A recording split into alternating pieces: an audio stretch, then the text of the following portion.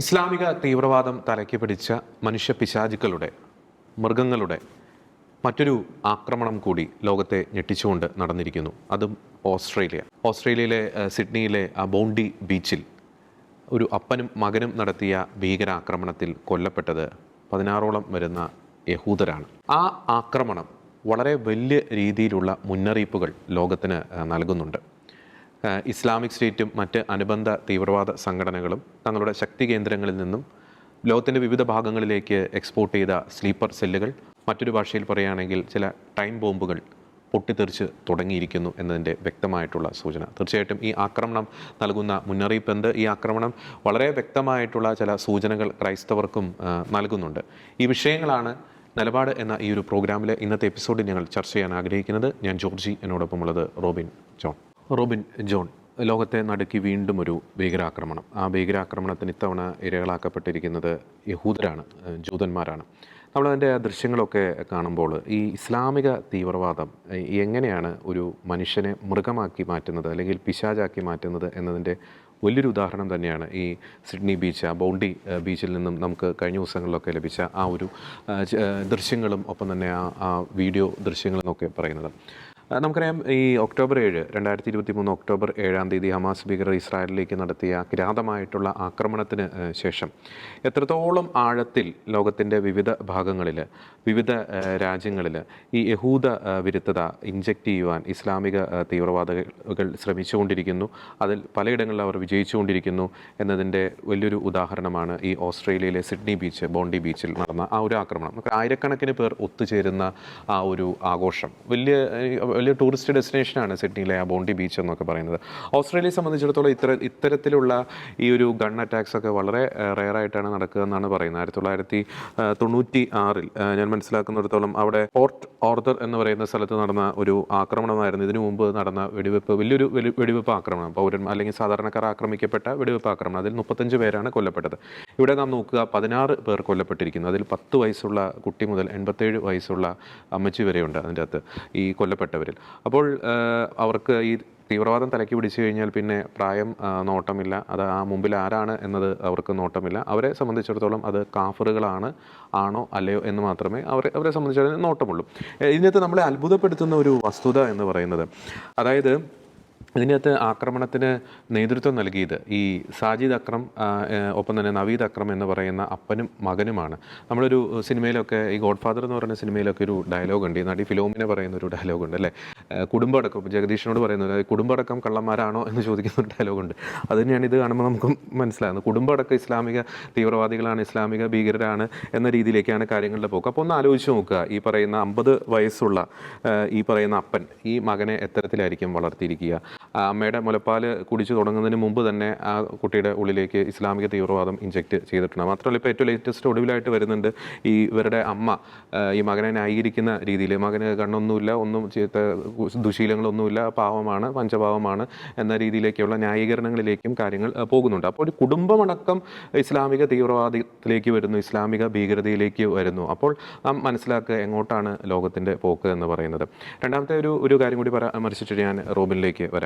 അതായത് ഈ പറയുന്ന സാജിദ് അക്രം, നവീദ് അക്രം പാകിസ്ഥാനിൽ നിന്നും വന്നവരാണ്.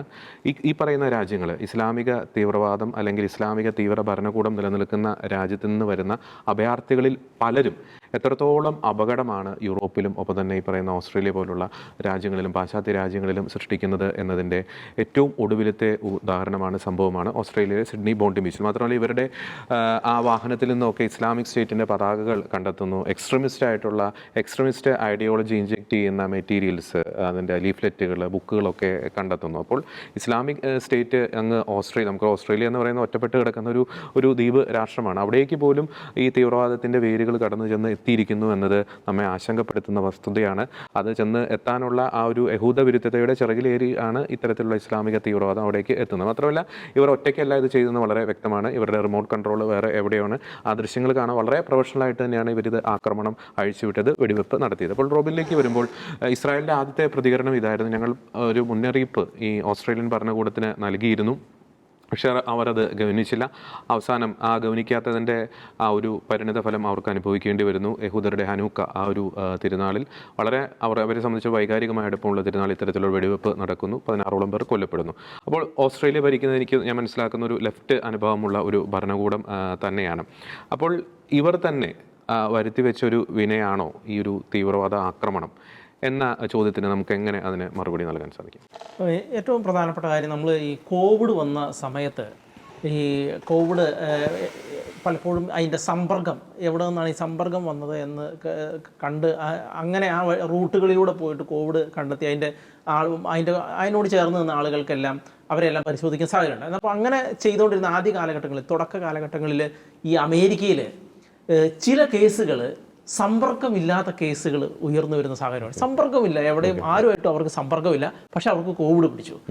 അപ്പോൾ അതിനെക്കുറിച്ച് അന്നേരം പറഞ്ഞിരുന്നു അത് വളരെ സീരിയസ് ആയിട്ടുള്ള കേസാണ്. കാരണം എന്താ വെച്ച് കഴിഞ്ഞാൽ സമ്പർക്കമില്ലാതെ ഒരാൾക്ക് കോവിഡ് വന്നു എന്ന് പറഞ്ഞു കഴിഞ്ഞാൽ അത് കോവിഡ് ഭയങ്കരമായിട്ട് പടർന്നു എന്നാണ് അതിൻ്റെ അർത്ഥം. അതുപോലെ വ്യാപകമായി പടർന്നത് കൊണ്ട് മാത്രമാണ് സമ്പർക്കമില്ലാതെ കോവിഡ് വരുന്നതെന്നാണ്.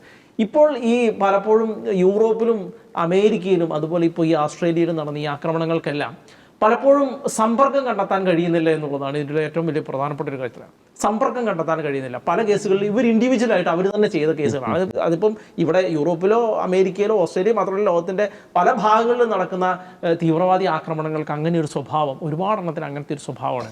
അത് വളരെ സീരിയസ് ആയിട്ടുള്ളൊരു കാര്യമാണ്. കാരണം എന്ന് വെച്ചാൽ ഇപ്പോൾ നമുക്കറിയാം ഇസ്രായേൽ ഹിസ്ബുള്ളയുടെ പേജറുകൾക്കുള്ളിൽ ഈ ബോംബ് ഈ ഡൈനാമിറ്റ് വെച്ച് അവർ റിമോട്ട് വെച്ച് പൊട്ടിച്ചു എന്ന് പറയുന്നത് പോലെ ആളുകളുടെ ഉള്ളിലേക്ക് ഇത് ഓൾറെഡി ഇന്നേറ്റായിട്ട് ബിൽട്ടപ്പ് ചെയ്ത് അങ്ങനെ വെച്ചേക്കുന്ന ഒരു അവസ്ഥയിലേക്ക് പോകുക എന്ന് പറയുന്നത് വളരെ സീരിയസ് ആയിട്ടുള്ളൊരു കാര്യമാണ്. കാരണം ആരും എപ്പോൾ വേണമെങ്കിലും അവർ ഒരു റാഡിക്കലായിട്ടുള്ള ഒരാളായിട്ട് മാറാം, എപ്പോൾ വേണേലും മാറാം, എപ്പോൾ വേണേലും ആരെയും കത്തിയെടുത്ത് കുത്താം, അതും അല്ലെങ്കിൽ ഇതുപോലെ തോക്ക് വെച്ച് വെടിവെച്ച് കൊല്ലപ്പെടാം. ഇങ്ങനെയൊക്കെയുള്ള കാര്യം പലപ്പോഴും ആളുകൾ ചോദിക്കും, ഇപ്പോൾ അമേരിക്കയിലൊക്കെ വേറെ ആളുകൾ കൊല്ലുന്നില്ലേ, ഇപ്പോൾ വേറെ ആളുകൾ ഷൂട്ട് ഔട്ട് ചെയ്യുന്നില്ലേ?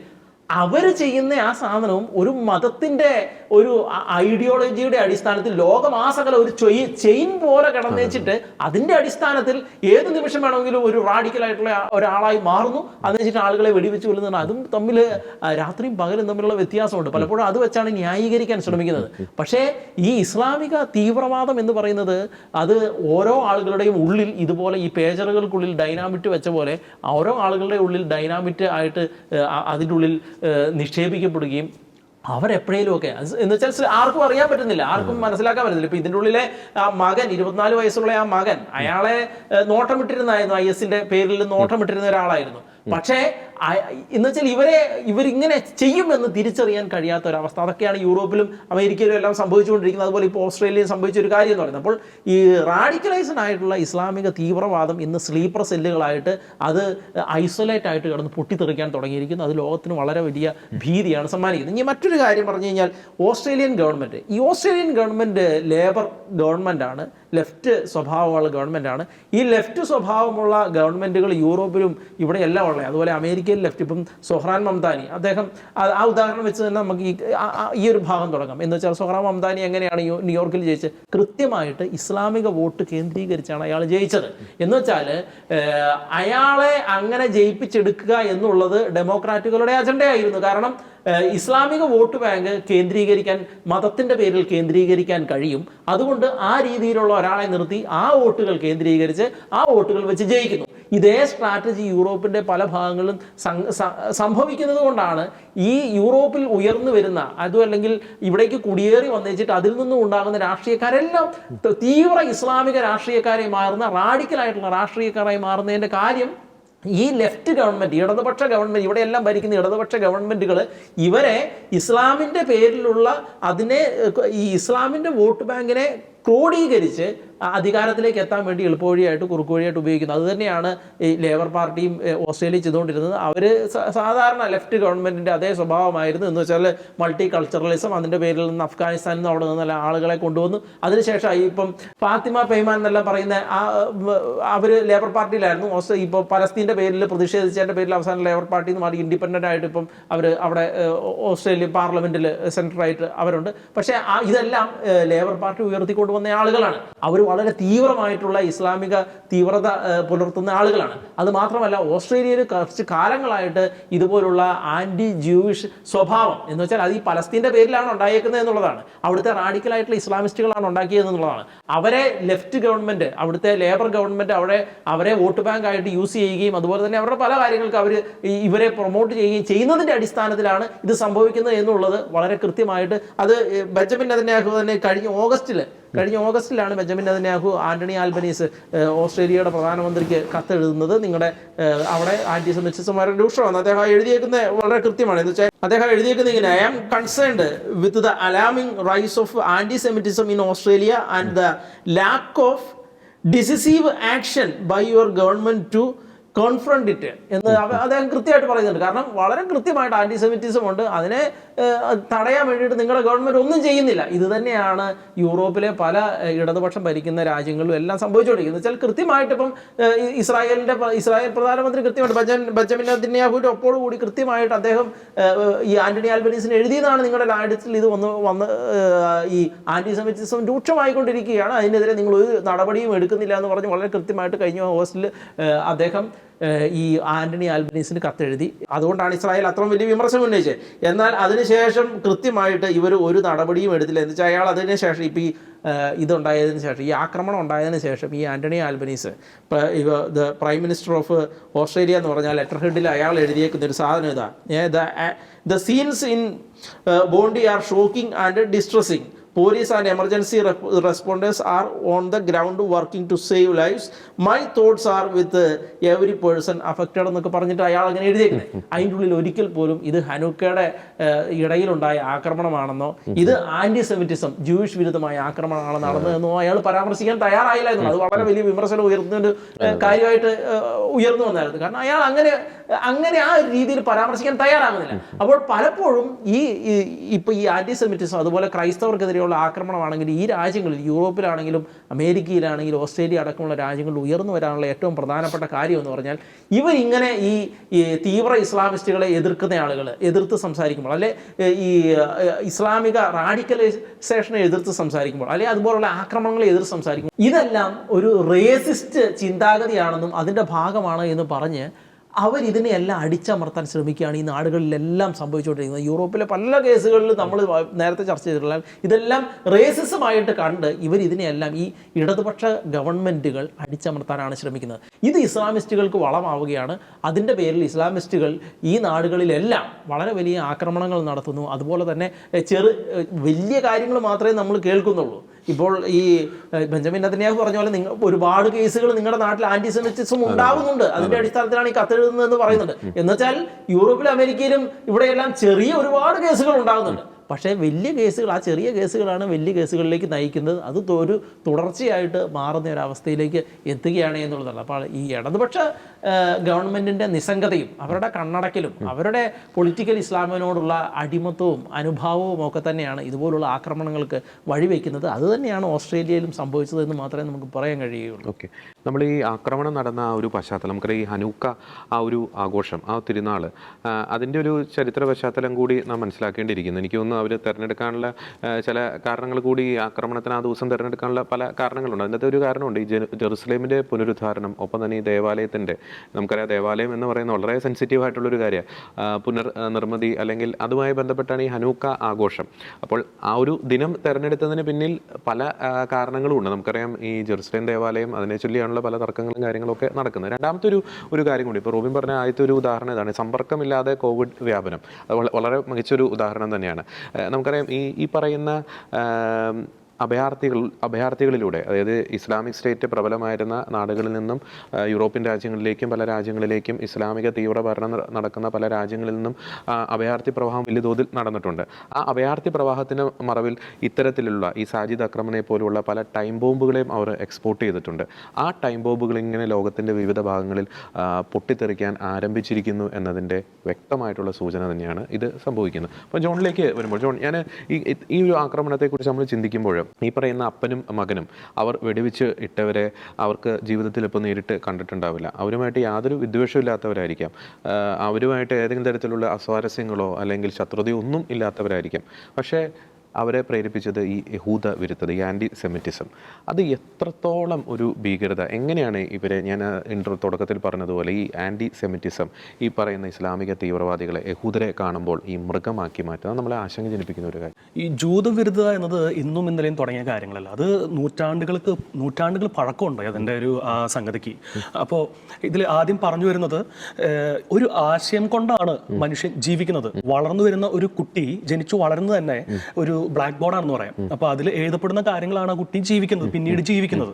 അതാണ് കൃത്യമായിട്ട് ബൈബിളിൽ പറയുന്നുണ്ട്. മനുഷ്യൻ അപ്പം കൊണ്ട് മാത്രമല്ല ദൈവത്തിന്റെ വായിൽ നിന്ന് വീഴുന്ന വചനം കൊണ്ടുമാണ് ജീവിക്കുന്നത്. അപ്പോൾ റെനെ ഡെക്കാർട്ട് എന്ന് പറഞ്ഞ വലിയ ഫിലോസഫർ പറഞ്ഞിട്ടുണ്ട്, I think therefore I exist. ഞാൻ ചിന്തിക്കുന്നത്, ഞാൻ ജീവിക്കുന്നു അല്ലെങ്കിൽ ചിന്തിക്കുന്നു, അതുകൊണ്ടാണ് ഞാൻ ജീവിക്കുന്നു എന്നൊക്കെ പറഞ്ഞു വെക്കുന്നുണ്ട്. Human is A rational animal. പ്രശസ്തനായ അരിസ്റ്റോട്ടിൽ പറഞ്ഞിട്ടൊരു വാക്യമാണ്, human is A rational animal ആണെന്ന് പറയുന്നുണ്ട്. അപ്പോൾ ഇതൊക്കെ നോക്കുമ്പോൾ മറ്റ് ജീവികളെ നോക്കുമ്പോൾ അവരൊക്കെ ജോലി ചെയ്യുകയോ അല്ലെങ്കിൽ അവരവരുടെ കാര്യങ്ങൾ നിർവഹിക്കുന്നത് പ്രകൃതിയെ തന്നെയുള്ള വാസന കൊണ്ടാണ്, ഇൻസ്റ്റിങ്ക്റ്റ് എന്ന് പറയാം. അപ്പോൾ അവരുടെ അല്ലെങ്കിൽ ആ ജീവികൾ, എന്ത് ജീവിയെടുത്തോ, പൂച്ചയോ പട്ടിയോ എന്ത് ജീവിയെടുത്തോ, അതൊക്കെ അവർ എന്ത് ചെയ്യുന്നു, അവർ ജനിക്കുന്നു, വളരുന്നു, പെറ്റുപെരുകുന്നു, ദൈനംദിന കൃത്യങ്ങൾ ചെയ്യുന്നു, ഭക്ഷിക്കുന്നു, മരിക്കുന്നു. അപ്പോൾ ഇത് ചെയ്യുന്നത് അവരുടെ നാച്ചുറൽ ഇൻസ്റ്റിങ്ക്റ്റ് കൊണ്ട് ചെയ്യുന്നതാണ്. അവർക്ക് പ്രത്യേക റാഷണാലിറ്റി, ഒരു പരിമിതമായ ലിമിറ്റഡ് റാഷണൽ സെൻസ് അവർക്ക് ഉണ്ടെങ്കിലും അതിനപ്പുറം അവർക്ക് വളരാൻ പറ്റിയിട്ടില്ല. പക്ഷെ മനുഷ്യൻ അങ്ങനെയല്ല. അതുകൊണ്ടാണ് മനുഷ്യൻ ബിൽഡിംഗ് പടയുന്നു, ഡ്രസ്സ് ഉണ്ടാക്കുന്നു, അല്ലെങ്കിൽ വലിയ വലിയ വാഗ്ദങ്ങൾ നടത്തുന്നു. എന്ന് പറഞ്ഞാൽ ഈ ലോകത്തിൽ സങ്കല്പിക്കാൻ ഇപ്പൊ AI ലേറ്റസ്റ്റ് ആണ് പറയാം, അത്ര വലിയ വലിയ കാര്യങ്ങൾ മനുഷ്യൻ ചെയ്യുന്നു. മൃഗങ്ങൾക്ക് തന്നെ ചെയ്യാൻ സാധിക്കുന്നില്ല. എന്തുകൊണ്ട്? കാര്യം ഇതാണ്. അപ്പൊ ഇത്രത്തോളം വലിയ മനുഷ്യന് ഈ ലഭിച്ച ഈ സിദ്ധി, അതായത് റാഷണൽ കപ്പാസിറ്റി, ഈ സിദ്ധി ദുരുപയോഗിക്കുമ്പോഴാണ് ഇത് പ്രശ്നം ഉണ്ടാകുന്നത്. ഇത് നന്മയ്ക്കായിട്ട് ഉപയോഗിക്കാം, അത് തിന്മയ്ക്കായിട്ട് ഉപയോഗിക്കാം. അപ്പോൾ തിന്മയ്ക്കായിട്ട് ഉപയോഗിക്കുന്ന ഒരു വിത്താണ് ഈ പറയുന്ന ഇസ്ലാമിക് തീവ്രവാദത്തിലെ ഒരു കണ്ണി. അപ്പോൾ ഇസ്ലാം തിരുമതൽ ഇതൊരു വിത്താണ്. അപ്പോൾ ഇതൊരു വിത്ത് വിതച്ചു കഴിഞ്ഞാൽ പിന്നീട് ഈ വളർന്നു വരുന്ന കുട്ടികളുടെ മനസ്സിൽ മുഴുവൻ ഈ വളർന്നു വരുന്ന, അത് ഈ പഠിപ്പിക്കുന്ന, പ്രത്യേകിച്ച് നമുക്കറിയാലോ ഈ ഇസ്ലാമിക് തീവ്രവാദം കുത്തിവയ്ക്കുന്ന കൂടുതലും പല സ്ഥലങ്ങൾക്ക് പറയുന്നുണ്ട്, ഞാൻ പേരെടുത്ത് പറയുന്നില്ല. അവിടെയൊക്കെ ഈ തീവ്രവാദം കുത്തിവയ്ക്കുന്ന കുട്ടികളുടെ ഇടയിൽ ബാക്കിയുള്ളവരൊക്കെ, അതായത് നമ്മുടെ കൂടുതലുള്ള ആൾക്കാർക്ക് വെറുക്കപ്പെട്ട ആൾക്കാരാണ്. അവരെ മനുഷ്യരായിട്ട് പോലും ഇവർ കാണുന്നില്ല, ജന്തുക്കളെക്കാളും താഴ്ന്നാണ് കാണുന്നത്. അതുകൊണ്ടാണ് ഈ വെടിവെക്കുന്നതും തല വെട്ടിക്കളയുന്നതും. അതും പറയുന്നത് അവരെ മുദ്രാവാക്യം വിളിച്ച് അത് ദൈവം വലിയവനാണെന്ന് കുടിച്ചിട്ടാണ് പറയുന്നത്. അപ്പോൾ വിറന്ന് കുളിച്ചിട്ടാണ് പറയുന്നത്. അപ്പോൾ ദൈവം എല്ലാത്തിന്റെയും സൃഷ്ടാവാണെന്ന് അവരുടെ ഗ്രന്ഥത്തിൽ തന്നെ എഴുതിയിട്ടുണ്ട്. അപ്പോൾ ദൈവം എല്ലാത്തിന്റെയും സൃഷ്ടാവാണ്, ദൈവം ഏറെ പൊറുക്കുന്നവനും കാരുണ്യവാനുമാണെന്നൊക്കെയാണ് ഗ്രന്ഥത്തിൽ എഴുതി വെച്ചിരിക്കുന്നത്. അവർ തന്നെയാണ് ഈ പറയുന്ന കാഫിറുകളെ കൊല്ലണം, അവരില്ലായ്മ ചെയ്യണം, വിശ്വാസത്തിലേക്ക് അങ്ങനെ എഴുതി വെച്ചിട്ടുണ്ട്. സോ ഇത് ഒരിക്കലും നമുക്ക് അക്സെപ്റ്റ് ചെയ്യാൻ പറ്റുന്ന കാര്യമല്ല. മനുഷ്യരാശിക്ക് അല്ല, സൃഷ്ടാവായ ദൈവം സൃഷ്ടിച്ചിട്ടുണ്ടെങ്കിൽ അത് പെറ്റുവരുകാനും വളരാനൊക്കെ തന്നെ ജീവിക്കാൻ വേണ്ടിയിട്ടാണ്. ആ ജീവിക്കാനുള്ള സ്വാതന്ത്ര്യം എല്ലാവർക്കും ഉണ്ട്. ആ സ്വാതന്ത്ര്യം നിഷേധിക്കുന്ന എന്തെങ്കിലും ഉണ്ടെങ്കിൽ അത് ഈ തീവ്രവാദമാണ്. അങ്ങനെ പല ആശയങ്ങളുണ്ട്. അതിലൊരു ആശയം വരുന്നത് ഈ തീവ്രവാദമാണ്. ഈ തീവ്രവാദത്തെ ഇല്ലായ്മ ചെയ്യുന്നത് ലോകത്തിന്റെ മുഴുവൻ ആവശ്യമാണ്. ഈ പറഞ്ഞു വരുമ്പോൾ ഈ തീവ്രവാദത്തെ ജൂതവിരുദ്ധയുടെ കാര്യം പറയുമ്പോൾ അത് ചരിത്ര പുരാതനമായ 1000 ചില്ലാൻ വർഷങ്ങൾക്ക് മുമ്പുള്ള ഹിസ്റ്ററി തന്നെയാണ്. ഈ മിക്ക സ്ഥലത്തും ഇസ്രായേലിൽ നിന്ന്, അതായത് ഏകദേശം 10,500 വർഷങ്ങൾക്ക് മുമ്പ് ഇസ്രായേൽ ആദ്യം തന്നെ അത് വിഘടിച്ചു പോയി. അതിനുശേഷം ജൂദയ എന്ന രാജ്യം, ബാബിലോൺ സാമ്രാജ്യം വന്ന് അത് അവർ കൈയടക്കി. പിന്നീടാണ് 1948-49 കാലഘട്ടങ്ങളിൽ ഇവർക്ക് ഈ രാജ്യം കിട്ടുന്നത്. ഈ കാലഘട്ടങ്ങൾക്കിടയ്ക്ക് ഇവർ ജൂതവിരുദ്ധത എന്ന് പറഞ്ഞ ഒരു സംഗതി, ആന്റിസെമിറ്റിക് അല്ലെങ്കിൽ ജുഡായിസ് എന്ന് പറഞ്ഞ ഒരു അവസ്ഥ ഇവരുടെ ഈ പരമ്പര മൊത്തം, തലമുറകൾ മൊത്തം അനുഭവിച്ചൊരു കാര്യം തന്നെയാണ്. അത് യൂറോപ്പിൽ അനുഭവിച്ചിട്ടുണ്ട്. മിഡ് സെഞ്ചുറിയിൽ, അതായത് മധ്യ കാലഘട്ടത്തിൽ യൂറോപ്പിൽ ഉണ്ടായിട്ടുണ്ട്, അത് റോമൻ സാമ്രാജ്യത്തിൽ ഉണ്ടായിട്ടുണ്ട്. ഈ പലതിന് ഇപ്പൊ ഈ നടക്കുന്ന പല രോഗങ്ങളുടെ കാരണം ഇവരാന്ന് പറഞ്ഞിട്ട് ഇവരെ മുദ്രകുത്തി ഇവരെ പുറത്താക്കിയിട്ടുണ്ട്, സ്ഥലത്തു നിന്നൊക്കെ പുറത്താക്കിയിട്ടുണ്ട്. അത് ഇസ്ലാമിസ്റ്റിൽ മാത്രമല്ല, ഹിറ്റ്ലറുടെ കാര്യം എടുക്കാം. ഇനി അതുപോലെ അപ്പോ ഈ കാര്യങ്ങൾക്ക് ഒരു ശമനം വന്ന് 1948 ഇവരൊരു രാജ്യം പടുത്തുയർത്തി ഇങ്ങനെ വരുമ്പോഴേക്കും വീണ്ടും ജൂതവിരുദ്ധത അത് ഇവരുടെ കയ്യിലാണെന്നുള്ളത്. അതായത് ഈ പറയുന്ന ഇസ്ലാമിസ്റ്റുകളുടെ കൈകൊണ്ടാണ് ഈ ജൂതവിരുദ്ധത. മോഡേണിസ്റ്റ്, അതായത് മോസ്റ്റ് മോഡേൺ ജൂതവിരുദ്ധത, ആന്റിസെമിറ്റിക് അല്ലെങ്കിൽ ആന്റി ജുഡായിസ്റ്റിക് ഐഡിയോളജി വഹിക്കുന്ന ആരാണ്? ഇപ്പൊ ഈ പറയുന്ന ഇസ്ലാമിസ്റ്റ് ടെററിസ്റ്റുകളാണ്. അതാണ് ഞാൻ പറയാൻ വേണ്ടി വന്ന ഒന്നാമത്തെ കാര്യം. പിന്നെ രണ്ടാമത്തെ കാര്യം നമ്മൾ പറയുമ്പോൾ ഞാനൊരു ഡോക്യുമെന്റ് പറയുകയാണെങ്കിൽ ഈ ഞാൻ കുറച്ച് ആക്രമണങ്ങൾ പേര് വായിക്കും, കുറെ വായിക്കുന്നില്ല, കുറച്ച് വായിക്കുന്നുള്ളൂ. ആക്രമണ പേര് വായിക്കാം. ഇത് നടത്തിയത് കൂടുതലല്ല മൊത്തവും ഇസ്ലാമിക് തീവ്രവാദികളാണ്. അപ്പോൾ the Nice attack, the Paris attack, shoe bomber, Orlando attack, Beltway sniper, Fort Hood shooter, underwear bomber, Westminster, 2025 Bali bombing, murder of Lee Rigby, USS Cole bombers, London Bridge attack, Madrid train bombers, Charlie Hebdo attack, ഇങ്ങനെ ഒരു അതായത് ഈ ലോകത്തിലെ മിക്ക രാജ്യങ്ങളും attack നടത്തിയിട്ടുണ്ട്. ആകെ വളരെ അവർക്ക് എത്തിപ്പെടാൻ പറ്റാത്ത ഏതെങ്കിലും രാജ്യത്ത് മാത്രമായിരിക്കും അവർക്ക് അറ്റാക്ക് നടത്താൻ സാധിക്കാതിരുന്നിട്ടുള്ളത്. ബാക്കി എവിടെയൊക്കെ തീ പിടിക്കാവോ, എവിടെയൊക്കെ തീ കത്തുമോ, അവിടെയൊക്കെയുള്ള സ്ഥലം ഇവർ ബോംബ് പൊട്ടിക്കുകയും ഇവിടെ വെടിവെക്കുകയും അല്ലെങ്കിൽ കഴുത്തിറക്കുകയും ചെയ്തിട്ടുണ്ട്. അപ്പോൾ ഇവരിൽ ചെറുപ്പത്തിലെ കുത്തി നിറച്ച ഈ ആശയങ്ങളാണ് ഇതിൻ്റെ പ്രധാന കാരണം. അതിന് ഇനി അടുത്തൊരു കാര്യമാണ് സ്വന്തം ലാഭേച്ഛയ്ക്ക് വേണ്ടിയിട്ട്, സ്വന്തം സ്വാർത്ഥതയ്ക്ക് വേണ്ടിയിട്ട്, അതായത് ഈ ലോകത്തിൽ തെറ്റായ ആശയങ്ങൾ പ്രചരിപ്പിക്കാൻ വേണ്ടിയിട്ട് നടത്തുന്ന ലെഫ്റ്റിസ്റ്റുകളുടെ ഭരണം അല്ലെങ്കിൽ ദുർഭരണം കാരണം കൊണ്ടാണ് കൂടുതലും ഇങ്ങനെയുള്ള തീവ്രവാദികൾക്കൊരു വിളനിലമായിട്ട് വരുന്നത്. അതുകൊണ്ടാണ് UK ഇപ്പോൾ അനുഭവിക്കുന്ന ഒരു അവസ്ഥ, ഫ്രാൻസ് അനുഭവിക്കുന്നത്, അവിടെ മതനിരാസമാണ് അനുഭവിക്കുന്ന ഒരു അവസ്ഥ. അതുപോലെ ഓസ്ട്രേലിയ, അതൊരു ഓഷ്യാനിക് കൺട്രിയാണ്, ഒരു ദ്വീപ് സമൂഹം, അവിടെ ഇവർ എത്തിപ്പെട്ടു തുടങ്ങി, അവിടെ പ്രശ്നം തുടങ്ങി. അത് ഇനി നോക്കൂ, അമേരിക്കയിലുണ്ട്, അങ്ങനെ പല സ്ഥലങ്ങളിലും. അപ്പൊ ഈ ലോകത്തിന്റെ എവിടെയൊക്കെ ഈ തീവ്രവാദ വേരുകൾ ചെന്നെത്തിയിട്ടുണ്ടോ അവിടെയൊക്കെ ഇവരുടെ ഈ ഭീകരവാദ ആക്രമണങ്ങൾ വന്നെത്തിയിട്ടുണ്ട്. അത് പ്രധാനമായിട്ടും ഈ ജൂതന്മാർക്കാണ് പ്രധാനമായിട്ട് എതിരെ. അതിന്റെ കാരണം ഇസ്രായേൽ പാലസ്തീൻ ആണ്. അതിന്റെ ഈ ഒരു പ്രശ്നമാണ് ഏറ്റവും പ്രധാനപ്പെട്ട ഒരു കാരണമായിട്ട് പറയുന്നത്. ഇവർക്ക് 2 സ്റ്റേറ്റ് സൊല്യൂഷൻ അവർക്ക് അക്സെപ്റ്റ് ചെയ്യാമായിരുന്നു, പക്ഷെ അവർ വേണ്ടാന്ന് വെച്ചിട്ടാണ്. അപ്പോൾ അതാണ് പ്രധാനമായിട്ട് കാരണം പറയുന്നത്. പിന്നെ അതുപോലുള്ള പല കാരണങ്ങൾ, ലോകത്തെല്ലാം പ്രശ്നങ്ങൾക്ക് ഇവർ കാണാവുന്ന തെറ്റായ കുറെ ചിന്താഗതികളൊക്കെ എഴുതി കൂട്ടി വെച്ചിട്ടൊരു ഈ അങ്ങനത്തെ ഒരു കുറെ കാര്യങ്ങളൊക്കെ ഇവരുടെ ഈ ടീച്ചിങ്ങിലൊക്കെ വരുന്നുണ്ട്. അതാണ് രണ്ടാമത്തെ കാര്യം. ഇനി അടുത്തത് ഈ ക്രിസ്ത്യൻസിനെതിരാണ്. ഈ ക്രിസ്മസ് സമയത്താണ്, ഇപ്പൊ ഇന്നാളാണ് ജർമ്മനിയിൽ ഈ ക്രിസ്മസ് മാർക്കറ്റ് ആക്രമിക്കാൻ പദ്ധതിയായിട്ട് 5 പേരെ പിടിച്ചു എന്നുള്ളൊരു വാർത്തയൊക്കെ നമ്മൾ കേട്ടു. കഴിഞ്ഞ വർഷം ആക്രമണം ഉണ്ടായിരുന്ന വാർത്ത കേട്ടു. ഫ്രാൻസിലൊക്കെ ആക്രമണം ഉണ്ടായ വാർത്ത. അങ്ങനെ പല സ്ഥലങ്ങളിലും ക്രിസ്മസ് ആവുമ്പോൾ ഇതുപോലെയുള്ള ഈ ലെഫ്റ്റിസ്റ്റ് ആൾക്കാരും അതുപോലെ ജൂതവിരുദ്ധ ഈ പരത്തുന്ന ഈ ഇസ്ലാമിസ്റ്റുകളൊക്കെ ചേർന്ന് ഈ അവർക്ക് ഈ വെകിളി പിടിക്കുക അല്ലെങ്കിൽ ഈ വെരുകിനെ പോലെ ആവുന്ന അവസ്ഥ അവർക്ക് സഹിക്കുന്നില്ല. അങ്ങനത്തെ ഒരു അവസ്ഥയിലേക്ക് കൊണ്ടുവരുന്നു. കാരണം ഈ പ്രകാശം വരുമ്പോൾ ഒരു കാര്യം ശ്രദ്ധിച്ചിട്ടുണ്ടോ, അനേകം വർഷങ്ങൾ ഇരുട്ടറയിൽ നിൽക്കുമ്പോൾ പ്രകാശത്തിന്റെ ഒരു തരി നമ്മുടെ കണ്ണിലേക്ക് അറ്റു വീഴുമ്പോൾ പ്രശ്നം നമുക്ക് കണ്ണ് തുറക്കാൻ പറ്റില്ല. അത് ഭയങ്കര അസ്വസ്ഥ ഉണ്ടാക്കും. അതുപോലത്തെ ഒരു അവസ്ഥയാണ്. അതാണ് ബൈബിൾ ഏശയ്യാപ്രവാചകന്റെ പുസ്തകത്തിൽ ഇങ്ങനെ പറഞ്ഞിട്ടുണ്ട്, കൂരിരുട്ടിൽ കഴിഞ്ഞവർക്ക് ഒരു പ്രകാശം ഉദിച്ചു, ഇരുട്ടിൽ കഴിഞ്ഞവർക്ക് ഒരു ദീപ്തി ഉദയം ചെയ്തുകൊണ്ടോ. ദീപ്തി ഉദയം ചെയ്യുമ്പോൾ എന്ത് സംഭവിക്കും, ഭയങ്കര ബുദ്ധിമുട്ടായിരിക്കും കണ്ണൊക്കെ തുറക്കാൻ വേണ്ടി. അപ്പൊ അതിന്റെ ഒരു ബുദ്ധിമുട്ട് എല്ലാത്തിനും ഉണ്ട്. ഈ അതിന് പിന്നിലൊക്കെ പ്രവർത്തിക്കുന്നത് ഈ സാത്താന്റെ എന്ന് പറഞ്ഞാൽ അതിന്റെ ഒരു വലിയ ശക്തി തന്നെയാണ്. അതുകൊണ്ടാണ് ബൈബിൾ പറയുന്നുണ്ടല്ലോ, യേശുക്രിസ്തു ഈ സാത്താനെ ബന്ധിക്കുമ്പോൾ ഇത് ഭയങ്കര ആക്രോശത്തോടെ വന്നിട്ട് വിട്ടുപോകണമെന്നൊരു അവസ്ഥ. അപ്പൊ ഇതിന്റെ പിന്നിക്കുന്ന ഇതിന്റെ ചാലക ശക്തി എന്ന് പറയുന്നത് ഈ പിശാചാണ്. പക്ഷെ ഈ മനുഷ്യരെന്ന് പറഞ്ഞാൽ ഇവൻ കൊടുക്കുന്ന അല്ലെങ്കിൽ ഈ പിശാച് കൊടുക്കുന്നവരുടെ ആശയങ്ങളുടെ പിന്നിൽ കൂടെ പോയിട്ട് വഴിതെറ്റി പോകുന്ന പാവം ജന്മങ്ങളാണ് ഈ മനുഷ്യര്. അവിടെ പോയി ബോംബ് പൊട്ടിക്കുക, ആശയത്തിന് മേലിൽ ബോംബ് പൊട്ടിക്കുക, സ്വർഗം കിട്ടും, കൂറുകൾ കിട്ടും എന്ന് പറഞ്ഞാൽ എവിടത്തെ ഏത് സ്വർഗമാണ്? ഹിന്ദുയിസത്തിൽ പോലും അങ്ങനത്തെ ഒരു സ്വർഗത്തെ പറ്റി പറയുന്നില്ല. എനിക്ക് തോന്നുന്നു ഭൂമിയിൽ ഒരു മതത്തിൽ പോലും ഇങ്ങനത്തെ ഒരു ഈ പറയുന്ന സ്വർഗത്തെ അവതരിപ്പിക്കുന്നില്ല എന്ന് എനിക്ക് തോന്നുന്നു. അപ്പോൾ ഞാൻ പറഞ്ഞു വെച്ചതാണ്. അപ്പോൾ മനുഷ്യർ തിരിച്ചറിയണം, ഈ തീവ്രവാദികളായാലും അവർ അറ്റ്ലീസ്റ്റ് ഒന്ന് തിരിച്ചറിയേണ്ട ലെവലിലേക്ക് വരണം. അല്ലെങ്കിൽ അവർക്ക് വളം വെക്കുന്ന ആൾക്കാർ, ലെഫ്റ്റിസ്റ്റുകൾ, ഈ യൂറോപ്യൻ യൂണിയനിലുള്ള ലെഫ്റ്റിസ്റ്റുകൾ തിരിച്ചറിയണം, ഈ ഞങ്ങൾ ചെയ്യുന്ന എന്താണെന്നൊന്നും കൂടി സ്വയമേ ഒന്ന് വിലയിരുത്താൻ ശ്രമിക്കുകയാണെങ്കിൽ ഈ കൂടുതൽ അഹങ്കാരത്തള്ളലാണ്. ഇതിൽ വളം വെക്കുന്ന ലെഫ്റ്റിസ്റ്റാണ്, അതാണ് പ്രശ്നം വരുന്നത്. അവരൊന്നും തിരിച്ചറിയുകയാണെങ്കിൽ കുറേയൊക്കെ പ്രശ്നം മാറുമെന്നാണ് എൻ്റെ ചിന്ത. ഈ അതുപോലെ തന്നെ തീവ്രവാദികൾക്ക് കളമൊരുക്കുന്ന ഇതുപോലെയുള്ള ഓൺലൈൻ പോർട്ടൽസ്, അതുപോലെയുള്ള കുറേ സ്ഥാപനങ്ങൾ, അതൊക്കെ ഈ പരമാവധി ലോകം ഒന്നാകെ തീരുമാനം അവിടെ തടച്ച് കളയാനുള്ള രീതിയിലൊക്കെ എന്തെങ്കിലുമൊക്കെ എടുക്കാം. അത് സുരക്ഷ ഭീഷണിയാണ്. 1-2 ആൾക്കാർക്കല്ല, ലക്ഷക്കണക്കിന്. ഇപ്പം ഞാൻ വായിച്ചതിൽ ഏകദേശം ഒരു 10-60 സംഭവങ്ങളിലുണ്ട്. അവസാനം വരുന്നതാണ് 9/11 ഹൈജാക്കേഴ്സ് മുസ്ലിം എന്ന് പറഞ്ഞിട്ട്. അപ്പോൾ അത് ഏറ്റവും അവസാനം കൊടുത്തിരിക്കുന്നതാണ്. പക്ഷേ നമുക്കറിയാം 2025 ആയിട്ടുണ്ട്. അപ്പോൾ 2025 വരെ പിന്നെയും കുറേ സംഭവം ഉണ്ടായിട്ടുണ്ട്. അപ്പോൾ 10/11 ഏറ്റവും അവസാനത്ത് ഇന്ത്യയിൽ നടന്നൊരു സംഭവമാണ് ഉൾപ്പെടെ.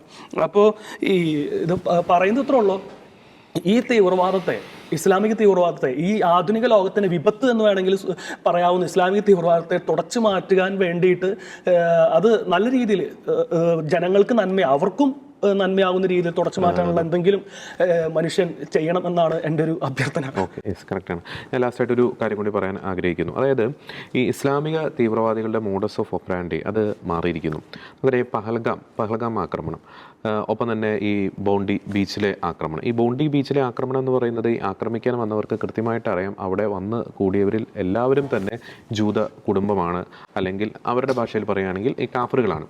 അപ്പോൾ ഈ കാഫറുകൾ ഏറ്റവും കൂടുതൽ വരുന്ന മേഖല മേഖലകളെ ഇവരിങ്ങനെ ടാർഗറ്റ് ചെയ്യാൻ തുടങ്ങും. നമ്മൾ കുറേ വർഷങ്ങൾക്ക് മുമ്പുള്ള തീവ്രവാദത്തിൻ്റെ ഒരു മോഡസ് ഓഫ് ഓപ്പറാൻഡി ഇങ്ങനെയായിരുന്നില്ല.